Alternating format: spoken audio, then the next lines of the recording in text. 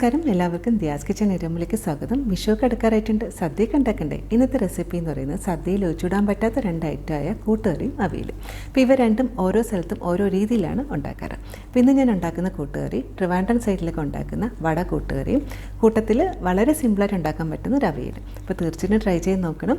എല്ലാവർക്കും happy Vishu in advance. ആദ്യം തന്നെ വട കൂട്ടുകറി എങ്ങനെ ഉണ്ടാക്കാൻ കണ്ടു നോക്കാം. അപ്പോൾ വട കൂട്ടുകറി ഉണ്ടാക്കാനായിട്ട് 2 സ്റ്റെപ്പുണ്ട്. ആദ്യം തന്നെ വട ഉണ്ടാക്കുക, പിന്നെയാണ് കൂട്ടുകറി ഉണ്ടാക്കുന്നത്. അതിനായിട്ട് ഞാനിവിടെ ഒരു 1/4 കപ്പ് മുഴുവൻ ഉഴുന്ന് ഒരു 3 മണിക്കൂർ നേരം കുതിർത്ത് അതിൻ്റെ വെള്ളമൊക്കെ ഒന്ന് മാറ്റിയെടുത്ത് വെച്ചേക്കുന്നതാണ്. അപ്പോൾ നമ്മൾ സാധാരണ വടയൊക്കെ ഉണ്ടാക്കുന്ന മാതിരി വലിയ വടയെല്ലാം ഉണ്ടാക്കുന്നത്, ഇത് കുഞ്ഞു കുഞ്ഞു വടകളായിട്ടാണ് ഉണ്ടാക്കുന്നത്. അതുകൊണ്ട് തന്നെ 1/4 കപ്പ് ഉഴുന്ന് തന്നെ ധാരാളമാണ്. അപ്പോൾ ഈ ഒരു അളവിൽ ഒരു 6 മുതൽ 8 ആൾക്കാർക്ക് സെർവ് ചെയ്യാൻ പറ്റുന്ന ഒരു വട കൂട്ടുകറിയുടെ അളവാണ്. ഇവിടെ ഒട്ടും വെള്ളമൊന്നും ഇല്ലാതെ എടുത്ത് വെച്ചേക്കുന്നതാണ്. അപ്പോൾ നമ്മൾ സാധാരണ വടയ്ക്ക് അരയ്ക്കുന്ന കണക്കൊന്ന് അരച്ചെടുക്കാം. അതിനായിട്ട് മിക്സിയിൽ ഒരു ചെറിയ ജാർ എടുക്കാം. അപ്പം ഉഴുന്നിൻ്റെ അളവ് കുറവായതുകൊണ്ടാണ് മിക്സിയിൽ ചെറിയ ജാർ എടുക്കുന്നത്. അതിലോട്ട് ഉഴുന്ന് ചേർത്ത് കൊടുക്കാം.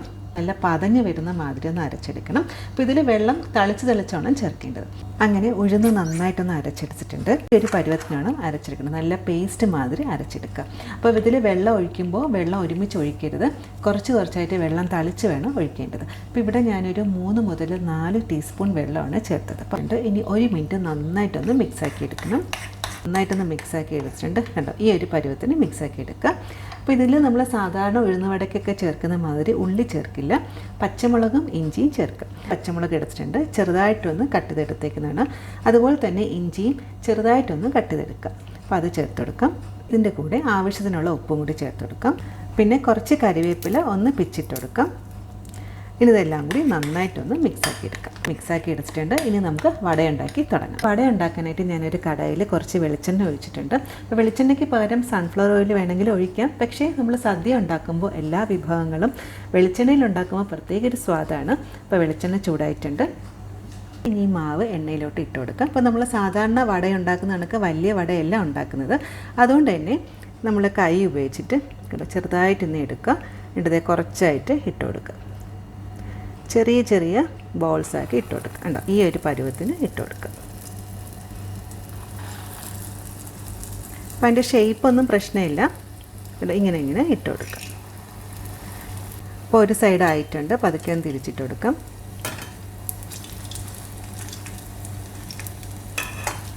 ആദ്യത്തെ സെറ്റ് വട റെഡി ആയിട്ടുണ്ട്. ഒരു പ്ലേറ്റിലിട്ട് മാറ്റാം. ബാക്കിയും കൂടി ഞാനൊന്ന് റെഡിയാക്കി എടുക്കാം. 2 ഉരുളക്കിഴങ്ങും 2 ഉള്ളിയും ക്യൂബ്സ് ആയിട്ടൊന്ന് കട്ട് ചെയ്തെടുത്തിട്ടുണ്ട്. ഉരുളക്കിഴങ്ങ് കട്ട് ചെയ്ത് കഴിഞ്ഞാൽ വെള്ളത്തിട്ട് വയ്ക്കുക. പിന്നെ കുക്ക് ചെയ്യുന്നതിന് കുറച്ച് നേരം മുന്നേ മാത്രമേ വെള്ളത്തിൽ നിന്ന് മാറ്റാവൂ, അല്ലെങ്കിൽ ഉരുളക്കിഴങ്ങ് ചെറുതായിട്ടൊന്ന് കളറ് മാറാനുള്ള ചാൻസ് ഉണ്ട്. പിന്നെ ആവശ്യമുള്ളത് 2-ാം പാല്, 1-ാം പാല്, പച്ചമുളക്, കരിവേപ്പില, താളിച്ച് ചേർക്കാനായിട്ട് കടുക്, വറ്റൽമുളക്, വെളിച്ചെണ്ണ, അതുപോലെ തന്നെ കുറച്ച് മസാലകളും വേണം. അത് ഞാൻ ഉണ്ടാക്കുന്ന സമയത്ത് പറയാം. പിന്നെ ആവശ്യമുള്ള ഉപ്പ്. ഇത്രയാണ് ആവശ്യമുള്ള കാര്യങ്ങൾ. ഇനി നമുക്ക് കൂട്ടുകറി ഉണ്ടാക്കി തുടങ്ങാം. ഒരു കടായി എടുത്തിട്ടുണ്ട്. അതിലോട്ട് 1 ടീസ്പൂൺ വെളിച്ചെണ്ണ ഒഴിച്ചു കൊടുക്കാം. അപ്പോൾ നമ്മൾ വട ഉണ്ടാക്കി ആ വെളിച്ചെണ്ണ തന്നെ ചേർക്കാം. ഇനി ഇതിലോട്ട് നമ്മൾ കട്ട് ചെയ്ത് വെച്ചേക്കുന്ന ഉരുളക്കിഴങ്ങും സവാളയും കൂടി ചേർത്ത് കൊടുക്കാം. കുറച്ച് കറിവേപ്പില, പച്ചമുളക്, ആവശ്യത്തിനുള്ള ഉപ്പും കൂടി ചേർക്കാം. ഇനി ഒരു 5 മിനിറ്റ് നന്നായിട്ടൊന്ന് വഴറ്റിയെടുക്കാം. അങ്ങനെ ഒരു 5 മിനിറ്റ് ഒന്ന് വഴറ്റിയെടുത്തിട്ടുണ്ട്. ഇനി ഫ്ലെയിം തീരെ സിമ്മിലാക്കി വയ്ക്കാം. ഇനി നമുക്ക് മസാലകൾ ചേർത്ത് കൊടുക്കാം. 1/2 ടീസ്പൂൺ മഞ്ഞൾപ്പൊടി, 1 ടീസ്പൂൺ മല്ലിപ്പൊടി, 1 ടീസ്പൂൺ കാശ്മീരി മുളക് പൊടി. അപ്പോൾ നമ്മൾ എത്രയാണോ മല്ലിപ്പൊടി എടുക്കുന്നത് ആ സെയിം അളവിൽ തന്നെ ആയിരിക്കണം മുളക് പൊടി എടുക്കേണ്ടത്. അപ്പോൾ ഞാനിവിടെ കാശ്മീരി മുളക് പൊടിയാണ് എടുത്തത്. അതുകൊണ്ട് തന്നെ 2 പച്ചമുളക് ചേർക്കുന്നുണ്ട്. പച്ചമുളകിന് പകരം വേണമെങ്കിൽ നമുക്ക് കുരുമുളക് പൊടി വേണമെങ്കിലും ചേർക്കാം. മസാലയൊക്കെ ചേർത്തിട്ട് 2-3 മിനിറ്റ് നന്നായിട്ടൊന്ന് വഴറ്റിയെടുക്കണം. ആ മസാലയിലേക്ക് ഒരു പച്ചമണം മാറണം. മസാലകൾ ചേർത്തിട്ട് ഒരു 2 മിനിറ്റ് നന്നായിട്ടൊന്ന് വഴറ്റിയെടുത്തിട്ടുണ്ട്. ഇനി ഇതിലോട്ട് നമുക്ക് 2-ാം പാല് ചേർത്ത് കൊടുക്കാം. 1 കപ്പ് 2-ാം പാല് ചേർക്കുകയാണ്. 2-ാം പാലും കൂടെ ചേർത്തിട്ട് നന്നായിട്ടൊന്ന് മിക്സാക്കി എടുക്കുക. ഈ 2-ാം പാലിൽ കിടന്നിട്ടാണ് ഉള്ളിയും ഉരുളക്കിഴങ്ങും കൂടെ ഒന്ന് വെന്ത് കിട്ടാനായിട്ട്. അപ്പോൾ ഫ്ലെയിം ഒരിക്കലും കൂട്ടി വെക്കരുത്. കൂട്ടി വെച്ച് കഴിഞ്ഞാൽ എന്താ പ്രശ്നം എന്ന് വെച്ചാൽ തേങ്ങാപ്പാൽ പെട്ടെന്ന് വറ്റി പോവുകയും ചെയ്യും, ഉരുളക്കിഴങ്ങ് നന്നായിട്ട് വേവത്തുമില്ല. അതുകൊണ്ട് തന്നെ ഫ്ലെയിം ഒരു മീഡിയമാക്കി വയ്ക്കുക. ലിഡ് വെച്ച് അടച്ചെടുക്കുക. അപ്പോൾ ഒരു അറൗണ്ട് ഒരു 10 മുതൽ 15 മിനിറ്റ് എടുക്കും ആ ഉരുളക്കിഴങ്ങ് വേകുന്ന ഒരു സമയം. അങ്ങനെ ഉരുളക്കിഴങ്ങ് ഉള്ളിയും കൂടി തേങ്ങാപ്പാലിൽ വേകാൻ വെച്ചിട്ട് ഒരു 15 മിനിറ്റ് ആയിട്ടുണ്ട്. ഇപ്പോൾ ഉരുളക്കിഴങ്ങ് അത്യാവശ്യം വെന്തിട്ടുണ്ട്. അപ്പോൾ വെന്ത് ഉടയാൻ പാടില്ല, എന്നാലും അത്യാവശ്യം വെന്ത് കിട്ടണം. ഈ ഒരു സ്റ്റേജ് എത്തണം. ഇനിയും തേങ്ങാപ്പാൽ കുറച്ച് കൂടിപ്പോവുകയാണെങ്കിൽ ഒരു 5 മിനിറ്റ് നേരം ഫ്ലെയിം നന്നായിട്ട് കൂട്ടിയിട്ട് ആ ഒരു ഗ്രേവി ഉണ്ടോ ഈ ഒരു പരുവത്തിൽ നല്ല കുറുക്കിയെടുക്കുക. എന്നിട്ട് മാത്രമേ ഒന്നാം പാൽ ചേർക്കാവൂ. ഇതിപ്പോൾ നല്ല കറക്റ്റ് ആ പരുവമായിട്ടുണ്ട്. ഇനി ഇതിലോട്ട് നമുക്ക് ഒന്നാം പാൽ ചേർത്തെടുക്കാം. ഒന്നാം പാൽ ചേർക്കുമ്പോൾ ഫ്ലെയിം തീരെ സിമ്മിലാക്കി വയ്ക്കുക, തിളയ്ക്കാൻ പാടില്ല. ഒന്നാം പാൽ ഒരു 3/4 കപ്പ് ഒന്നാം പാലുണ്ട്. കൂടെ ഒരു 3/4 ടീസ്പൂൺ ഗരം മസാല ചേർക്കാം. ഇനി ഗരം മസാലയും കൂടെ ചേർത്തിട്ട് നന്നായിട്ടൊന്ന് മിക്സാക്കി എടുക്കാം.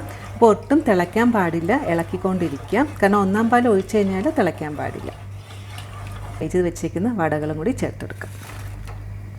കൂടി നന്നായിട്ടൊന്ന് മിക്സാക്കി എടുക്കാം. അപ്പോൾ അധികം തിളയ്ക്കാൻ പാടില്ല, ജസ്റ്റ് ഒന്ന് ചൂടാവാനേ പാടുള്ളൂ.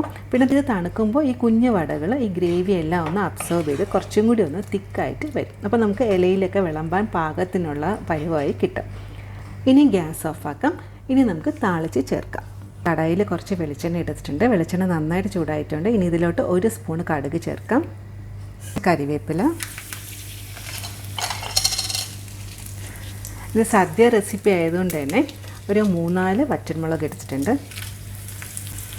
താളിച്ചത് ഈ കൂട്ടുകറിയിലോട്ട് ഒഴിച്ചെടുക്കാം. ഇനി ഒരു ലിഡ് വെച്ച് അടച്ചെടുക്കാം.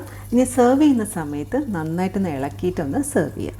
അങ്ങനെ ആദ്യത്തെ ഐറ്റം വട കൂട്ടുകറി റെഡി ആയിട്ടുണ്ട്.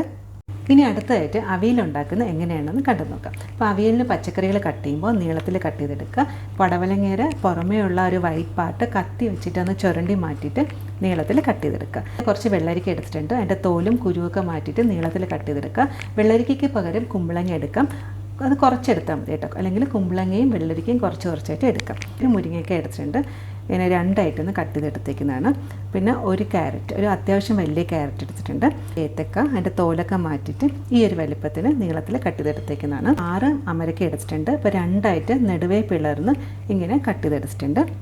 പിന്നെ കുറച്ച് ചേന എടുത്തിട്ടുണ്ട്. ഇപ്പോൾ ചേന എടുക്കുമ്പോൾ പ്രത്യേകം ശ്രദ്ധിക്കാനുള്ളതെന്ന് വെച്ചാൽ മറ്റുള്ള പച്ചക്കറികളെക്കാട്ടിലും ചേനയ്ക്ക് കുറച്ച് വേവ് കൂടുതലാണ്. അതുകൊണ്ട് തന്നെ ചേന കട്ട് ചെയ്യുമ്പോൾ അധികം കട്ടിയില്ലാതെ കട്ട് ചെയ്യാനായിട്ട് ശ്രദ്ധിക്കാം. കറിവേപ്പില, ഒരു 3 പച്ചമുളക്. പിന്നെ അവിയലിന് കുറച്ച് പുളിക്ക് വേണ്ടിയിട്ട് ഒന്നുകിൽ തൈര് ചേർക്കാം, അല്ലെങ്കിൽ മാങ്ങ ചേർക്കാം, അല്ലെങ്കിൽ പുളി ചേർക്കാം. ഇവിടെ തൈര് ചേർക്കുന്നില്ല, പകരം മാങ്ങയാണ് ചേർക്കുന്നത്. അപ്പോൾ മാങ്ങയ്ക്ക് ഒട്ടും പുളിയില്ല. അതുകൊണ്ട് ഞാൻ കുറച്ച് വാളൻപുളിയും കൂടെ എടുത്തിട്ടുണ്ട്. ഒരുപാട് വേണ്ടാതെ ഈ ഒരു വലുപ്പത്തിന് വാളൻപുളി എടുക്കാം. അപ്പോൾ ഇത് വെള്ളത്തിൽ കുതിർത്ത് വെക്കണം എന്നില്ല. പച്ചക്കറികൾ വേവിക്കുന്ന സമയത്ത് ഈ പുളിയും കൂടെ ചേർത്തിട്ടൊന്ന് വേവിച്ചെടുക്കാം. അടുത്തതായിട്ട് അവിയൽ ഉണ്ടാക്കി തുടങ്ങാം. അതിനായിട്ട് ഞാനൊരു മൺചട്ടി എടുത്തിട്ടുണ്ട്. മൺചട്ടിയിൽ അവിയൽ ഉണ്ടാക്കുന്നതാണ് കൂടുതൽ ടേസ്റ്റ്. അതല്ലെങ്കിൽ ഏതെങ്കിലും ചൂട് കെട്ടിയുള്ളൊരു പാത്രം എടുക്കാം. തൊട്ട് 1 ടേബിൾ സ്പൂൺ വെളിച്ചെണ്ണ ഒഴിച്ചെടുക്കാം. ഇനി ഇതൊന്ന് ചുറ്റിച്ചെടുക്കാം. അപ്പോൾ ഇത് ഇങ്ങനെ ചെയ്യുന്നത് എന്തിനാന്ന് വെച്ചാൽ പച്ചക്കറികൾ വേവിക്കുമ്പോൾ നമ്മൾ അധികം വെള്ളം ഒഴിക്കില്ല, കുറച്ച് വെള്ളമേ ഒഴിച്ച് വേവിക്കത്തുള്ളൂ. അങ്ങനെ ആകുമ്പോൾ ചിലപ്പോൾ അടുക്കി പിടിക്കാനുള്ള ചാൻസ് ഉണ്ട്. അതിന് വേണ്ടിയിട്ടാണ് 1 ടേബിൾ സ്പൂൺ പച്ച വെളിച്ചെണ്ണ ഒഴിച്ചിട്ട് ഒന്ന് ചുറ്റിച്ചെടുക്കുന്നത്. ഇനി നമുക്ക് എല്ലാ പച്ചക്കറികളും ചേർത്തെടുക്കാം. മാങ്ങ ഇപ്പോൾ ചേർക്കേണ്ട, ലാസ്റ്റ് ചേർത്താൽ മതിയാവും. ഈ പുളി ഇതിലോട്ട് ചേർത്തെടുക്കാം. ഈ പച്ചക്കറികളിട്ട് ആ പുളി ഒന്ന് കവർ ചെയ്ത് വയ്ക്കാം. ഇനി ഇതിലോട്ട് കുറച്ച് വെള്ളം ചേർത്തെടുക്കാം. അധികം വെള്ളം ചേർക്കേണ്ട, ഒരു 1/2 കപ്പ് വെള്ളം ചേർത്തെടുക്കാം. ഇനി ഒരു ലിഡ് വെച്ച് അടച്ചെടുക്കാം. ഒന്ന് ആവി വന്നതിന് ശേഷം ഉപ്പും ബാക്കി കാര്യങ്ങളും കൂടി ചേർത്തെടുക്കാം. പച്ചക്കറികൾ വേകുന്ന സമയം കൊണ്ട് അവിയലിന് ആവശ്യമുള്ള അരപ്പ് തയ്യാറാക്കിയെടുക്കാം. ചെറിയ ജാറെടുക്കാം. അതിലോട്ട് കുറച്ച് തേങ്ങ ചേർത്തെടുക്കാം. അവിയലിന് എപ്പോഴും തേങ്ങ കുറച്ച് അധികം ചേർക്കുന്നതാണ് ടേസ്റ്റ്. ഒരു 3/4 തേങ്ങ തിരികെ എടുത്തിട്ടുണ്ട്, അത് ചേർത്തെടുക്കാം. ഇനി ഇതിലോട്ട് 1 ടീസ്പൂൺ നല്ല ജീരകം ചേർക്കാം.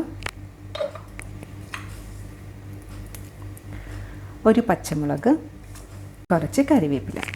അപ്പോൾ ഇത്രയാണ് അരപ്പിന് ആവശ്യമായിട്ട് ചേർക്കുന്നത്. എപ്പോഴും അവിയലിന് അരച്ചെടുക്കുമ്പോൾ തേങ്ങ ഒത്തിരി അരഞ്ഞു പോരുത്. തോരത്തിനെക്കാട്ടിലും കുറച്ചും കൂടി ഒന്ന് അരഞ്ഞു കിട്ടണം. ഈ ഒരു പരുവത്തിനാണ് അരച്ചെടുക്കേണ്ടത്, ഒത്തിരി അരഞ്ഞു പോരുത്. പച്ചക്കറികൾ ചേർത്തിട്ട് ഒരു 5 മിനിറ്റ് ആയിട്ടുണ്ട്. ആവി ചെറുതായിട്ടൊന്ന് വന്ന് തുടങ്ങിയിട്ടുണ്ട്. ഈ ഒരു സമയത്ത് ആവശ്യത്തിനുള്ള ഉപ്പ് ചേർക്കാം. 3/4 ടീസ്പൂൺ മഞ്ഞൾപ്പൊടി, 1/4 ടീസ്പൂൺ മുളക് പൊടി. ഇതെല്ലാം കൂടി നന്നായിട്ടൊന്ന് മിക്സാക്കി എടുക്കാം. ഈ ഒരു സമയത്ത് മാങ്ങയും കൂടി ചേർത്തെടുക്കാം, അടച്ചെടുക്കാം. അപ്പോൾ പച്ചക്കറികളൊക്കെ വെന്ത് കിട്ടാനായിട്ട് അറൗണ്ട് ഒരു 15 മുതൽ 20 മിനിറ്റ് എടുക്കും. അപ്പോൾ ഇത് വേകുന്നവരെ ഒന്ന് വെയിറ്റ് ചെയ്യാം. അവിയലിന് പച്ചക്കറികൾ വേവിക്കുമ്പോൾ നമ്മൾ അധികം വെള്ളം ചേർക്കില്ല. അതുകൊണ്ട് തന്നെ ഇടയ്ക്കിടയ്ക്ക് ഒന്ന് ഇളക്കി കൊടുക്കുക. അങ്ങനെ പച്ചക്കറികളൊക്കെ ചേർത്തിട്ട് ഏതാണ്ട് ഒരു 15 മിനിറ്റ് ആയിട്ടുണ്ട്. പച്ചക്കറികളൊക്കെ ഏതാണ്ട് ഒന്ന് കുക്കായി വന്നിട്ടുണ്ട്. അപ്പോൾ ഇത് ഇടയ്ക്കിടയ്ക്കൊന്ന് ഇളക്കിക്കൊണ്ടിരിക്കുക, അത് മറക്കല്ല കേട്ടോ, അല്ലെങ്കിൽ പെട്ടെന്ന് തന്നെ അടുക്കി പിടിക്കും. പിന്നെ ഇത് അധികം ഡ്രൈ ആവരുത്. ആവശ്യമുണ്ടെങ്കിൽ 1-2 ടേബിൾ സ്പൂൺ ചെറിയ ചൂടുവെള്ളം കൂടി ചേർത്ത് കൊടുക്കാം. അടുത്തായിട്ട് നമ്മൾ തയ്യാറാക്കി വെച്ചിരിക്കുന്ന അരപ്പ് ചേർത്ത് കൊടുക്കാം. അരപ്പ് ചേർത്തതിൻ്റെ പെട്ടെന്ന് തന്നെ ഇളക്കരുത്. ജസ്റ്റ് ആ അരപ്പ് എല്ലാ ഭാഗത്തും ആകുന്ന രീതിയിൽ ഒന്ന് സ്പ്രെഡ് ചെയ്ത് കൊടുക്കാം. ഇനി ലിഡൊന്ന് അടച്ചു കൊടുക്കാം. അപ്പോൾ ഫ്ലെയിം സിമ്മിൽ തന്നെ വെക്കുക. ഇനി 2-3 മിനിറ്റ് കഴിഞ്ഞിട്ട് നന്നായിട്ടൊന്ന് ഇളക്കി യോജിപ്പിച്ചെടുക്കാം. അരപ്പ് ചേർത്തിട്ട് കറക്റ്റ് ഒരു 2 മിനിറ്റ് ആയിട്ടുണ്ട്. അപ്പോൾ അരപ്പ് ചേർത്ത് കഴിഞ്ഞിട്ട് അരപ്പിൽ ചെറുതായിട്ടൊന്ന് ആവി വരണം, എന്നിട്ട് വേണം നന്നായിട്ടൊന്ന് ഇളക്കി യോജിപ്പിച്ചെടുക്കാൻ. ഇനി ഇത് നന്നായിട്ടൊന്ന് മിക്സാക്കി എടുക്കാം. അപ്പോൾ എപ്പോഴും അവിയലിന് കുറച്ചധികം തേങ്ങ ചേർക്കുന്നതാണ് കൂടുതൽ ടേസ്റ്റ്.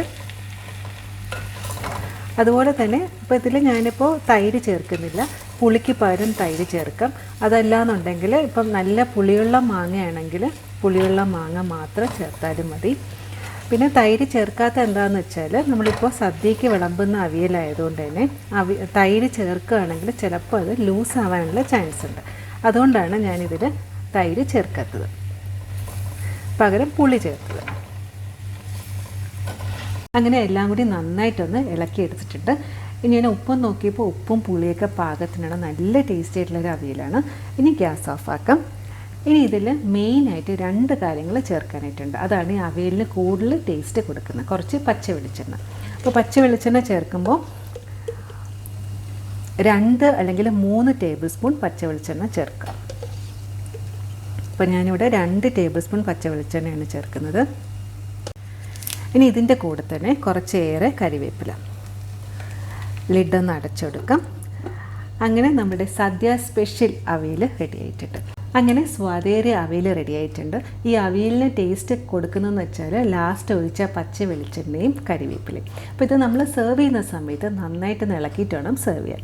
പിന്നെ ഈ ഒരു അവിയൽ ഞാൻ ഡ്രൈ ആയിട്ടാണ് ഉണ്ടാക്കിയത്. കാരണം നമ്മളിത് സദ്യയ്ക്ക് വിളമ്പുന്ന അവിയലായതുകൊണ്ട് തന്നെ നമ്മൾ ഇലയിൽ വിളമ്പുമ്പോൾ ഒട്ടും ഒലിച്ചു പോകാൻ പാടില്ല, വച്ചെടുത്ത് തന്നെ ഇരിക്കണം. കുറച്ച് കട്ടിയായിട്ട് അവിയൽ ഉണ്ടാക്കുന്നതാണ് സദ്യയ്ക്ക് എപ്പോഴും നല്ലത്.